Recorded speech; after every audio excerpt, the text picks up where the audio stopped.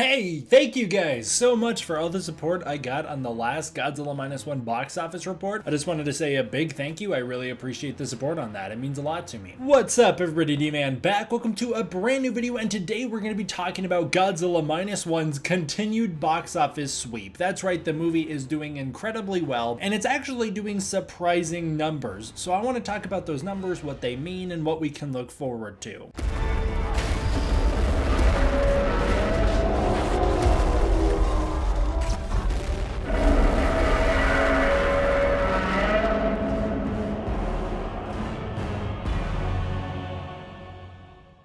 Before we get into everything fully, I do want to take a moment here. Shin, Godzilla Minus One's producer, did pass away at the age of 74. I have an article linked down below so you can read more information about it. It's got quotes from the director Takashi Yamazaki where he spoke about it. Yamazaki and Abe have been career collaborators since the 2000s. I did want to take a moment to acknowledge that and to acknowledge the support that Abe gave. Kaiju number 14 on Twitter sent me this link. He also told me, and I haven't seen a source for this yet, but he told me that it's possible Abe was the one who suggested the title for Minus One. So before we get into the good news, I did want to take a moment to talk about that. Getting into Godzilla Minus One's box office, first of all, go check those links in the description, my friends. I've got tickets linked down below. Go check out tickets.godzilla.com to find your tickets for Godzilla Minus One. Keep going to the movie, my friends. It's just incredible to see what is happening here. Godzilla Minus One continues to do incredibly well, and it is in large part due to fan support. I've been many times. I know many of you guys have been many times. How many times have you been to Minus One? Comment that below and let me know. I'm so curious to see how many times people have been. Probably one or two is going to be the average, but I'm curious. Who's been there a ton of times? I'd love to hear it. And as we get into the discussion on Minus One's box office, we must first acknowledge the budget for Godzilla Minus One. The $15 million budget has been one that has been widely reported, and this comes because there was a $30 million rumor. The rumor that the Minus One budget was $30 million, which is twice the rumored budget of Shin Godzilla. The director Takashi Yamazaki shot that down, and there began the rumor of the $15 million.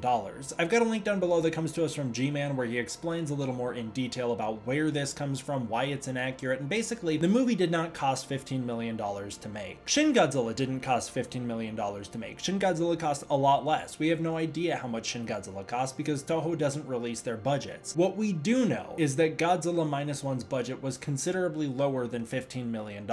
Again, I know this triggered some people when I mentioned in the last video, but I do want to take a minute to acknowledge that the reason the budget is so low isn't because that's how little this movie should have been made for. It's because that's how much the industry pays in Japan. Japanese film industry underpays crew members, so it's not like this movie should have been made for $15 million. It's just the industry standard pays are much lower in Japan than they are in America. Realistically, in the United States, the exact same movie would have been made for a lot more money. But that is right. Director Takashi Yamazaki himself confirmed that the $15 million budget is inaccurate. In regards to reports that Minus One's budget cost $15 million, Ayaneko Tsunami states, "I don't know where the production cost for Minus One comes from," as they say in the US. Yamazaki reported at Tokyo Comic-Con and stated directly, "I wish it were that much." Subsequent reports confirmed that Godzilla Minus One's budget was lower than $15 million. Yamazaki also stated he feels he could have made a considerably better movie had he received more money to make it. On the flip side of that, that does mean that the work that Minus One has done is even more impressive because despite having such a limited budget, they have been able to turn such an enormous profit, becoming one of the more profitable films of the year as a result. It also helps that Toho didn't really put a ton of money into international marketing, and so therefore the movie made all of that back very quickly. So many people that I pulled sources from in this video, not just G-Man this time, so go check out the links down below, but these initial ones do come from G-Man over on Twitter. All my links are in the description below. You can go check out all my sources. Minus One hit $38.5 million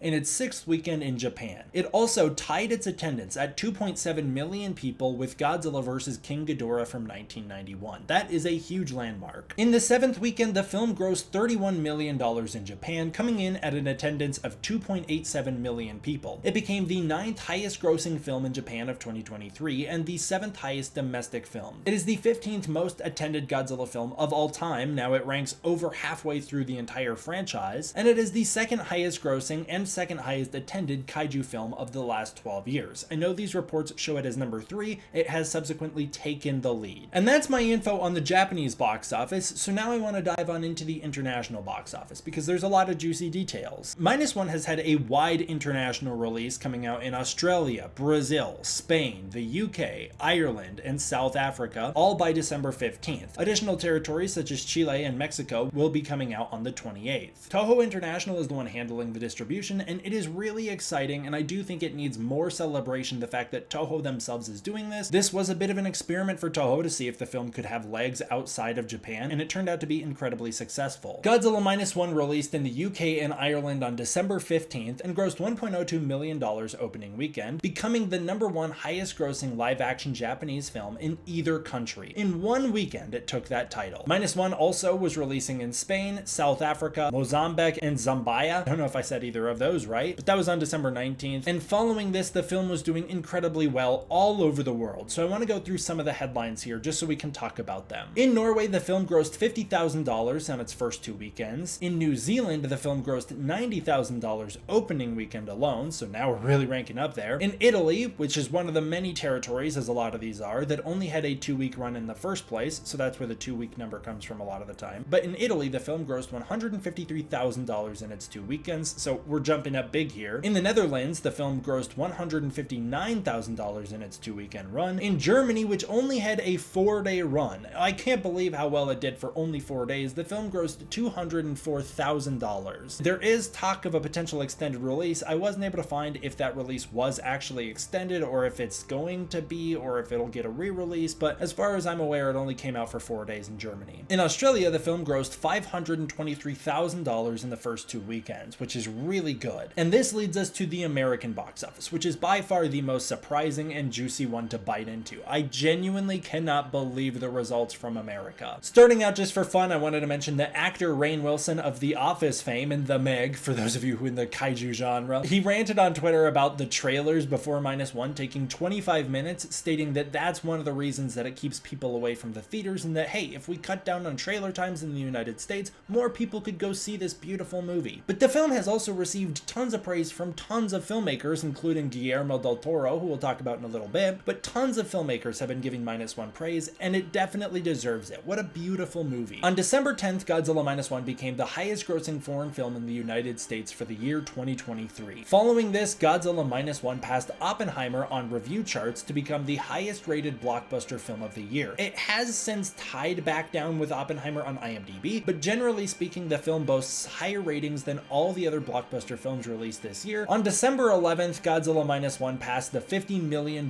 mark worldwide. I am amazed it did that. I would love to live in a world where Godzilla Minus One passes the century mark worldwide. I don't think it will. That's the $100 million mark. That would be an incredible landmark for this movie and would be a huge occasion for the Godzilla franchise. I don't think that'll happen. It's just tracking a little too slow at the moment, but who knows? Maybe with the re-release coming up, that could change. I guess we'll just have to see. But 50 million is nothing short of amazing, and we should celebrate that. Godzilla Minus One and The Boy and the Heron made history, as both of them held spots within the top 3 box office positions, with The Boy and the Heron coming in at number 1 and Godzilla Minus One coming in at number 3. The Boy and the Heron grossed $12.8 million its opening weekend, which was a huge deal. Hunger Games had $9.4 million, and Godzilla Minus One came in at number 3 with $8.3 million.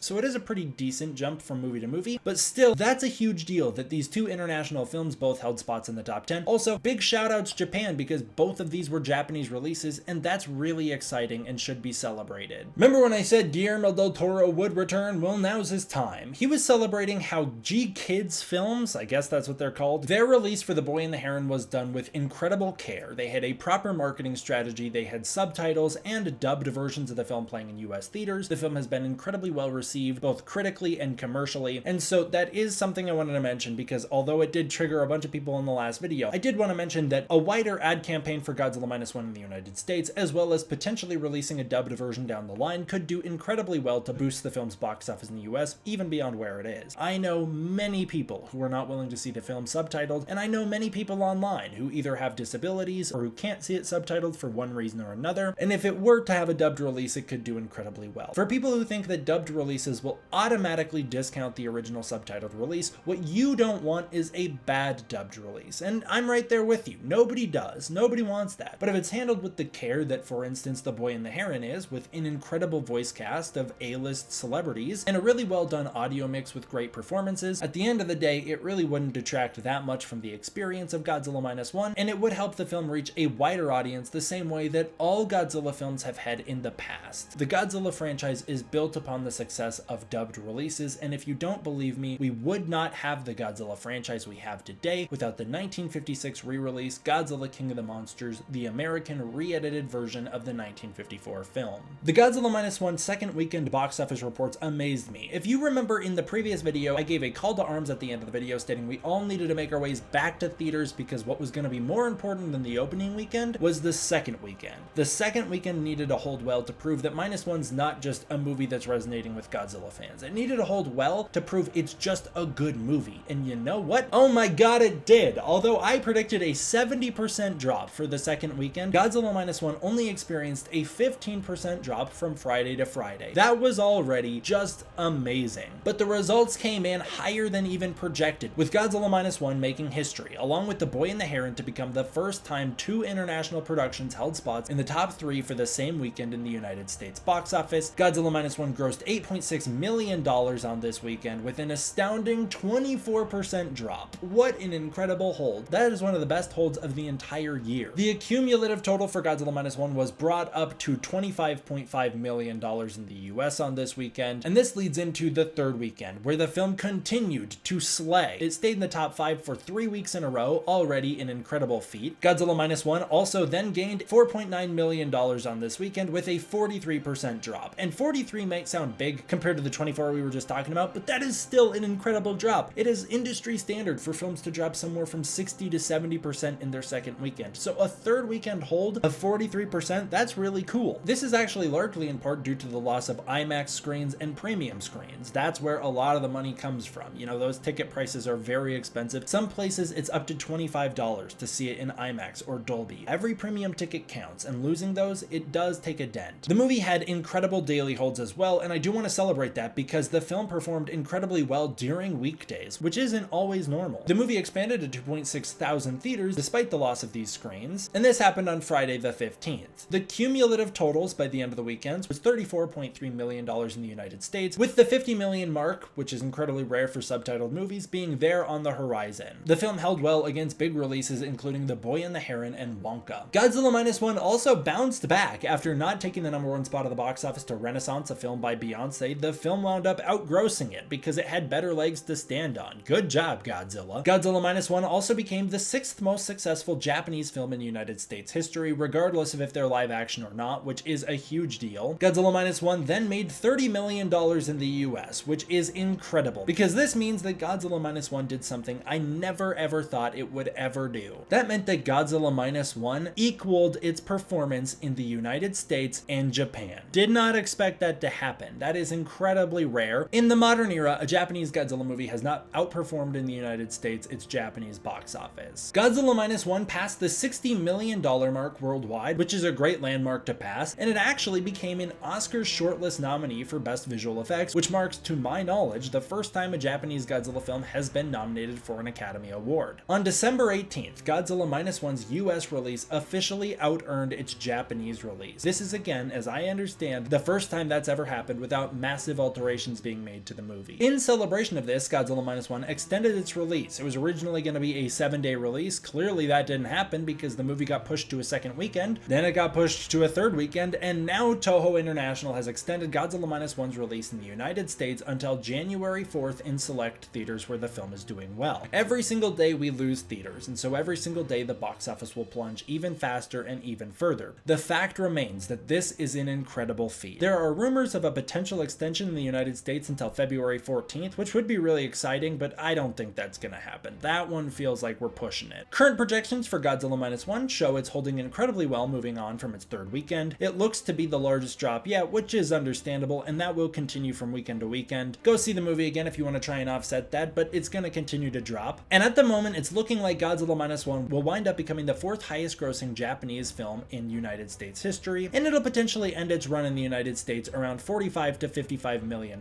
which would be incredible. Its current standing shows that Godzilla Minus One has earned $34 million internationally, with 31 of those $1 million coming from Japan, as you'd expect. Shockingly, the United States has now earned $36 million, outgrossing that Japanese performance by quite a lot. That is helped by the fact that the United States dollar holds so much more value than the Japanese dollar, and so Japan's attendance is still higher than the United States attendance, but in terms of box office revenue, that's still a huge headline. Godzilla Minus One now has a $69.8 million worldwide box office and now sits just behind Shin Godzilla, which ended its run at $78 million worldwide. I don't know if it'll edge out Shin Godzilla naturally, but one thing that might help it out is that a re-release of Godzilla Minus One is on the horizon. Due to the success of Godzilla Minus One, Toho and director Takashi Yamazaki announced Godzilla Minus 1.0/C, Godzilla Minus 1.0 minus the color, which is going to be a new monochromatic version of the movie that features a brand new color grade where they tried to accentuate the horrors of the film through black and white, which also gives it a retro 1945 styled vibe. This will be released in January and is sure to help the Japanese box office. However, there is no word of an international release. If there is going to be an international release, and I hope there will be, I would expect that one to be incredibly short, coming in at just a couple days. What does all of this mean? Well, it means that Japanese Godzilla movies aren't going anywhere. Toho is guaranteed to make another Japanese Godzilla movie, and rather soon. While they do tend to wait for Legendary to release a movie so that they're not double competing with themselves, I do think that we are going to see Toho and Legendary start to alternate. We are sure to see another live-action Japanese Godzilla film within the next 5 or so years, and it's very likely that Takashi Yamazaki will return to direct another one. While he has said that he wasn't originally planning on making a sequel to Minus One and he was excited to see what other directors would do with the Godzilla franchise, at this point he has now started to make statements that talks of a Godzilla Minus One sequel had began. He has started to formulate ideas about where the story could lead, and I don't think you're going to hear an official announcement about that until awards season is over, and then we will probably hear one way or another if they're going to make a sequel. But a sequel is now more likely than ever as a result of the box office success. Every dollar made brings us closer to a potential Godzilla Minus 2. That's where we'll end it here for this one, guys. What do you think of the success of Godzilla Minus One? Comment that down below. I'm very curious to hear what everybody thinks. How many times have you been to see the movie? Again, tell me that down below too. I'm going to give a huge thank you to my patrons over on Patreon for their support. It's through the support of the Patreon that I can continue to make videos like this for you guys. If you want to check out the Patreon, you can use the link in the description below. Thank you guys so much for watching. I hope you enjoyed. I will see you guys next time for the next one.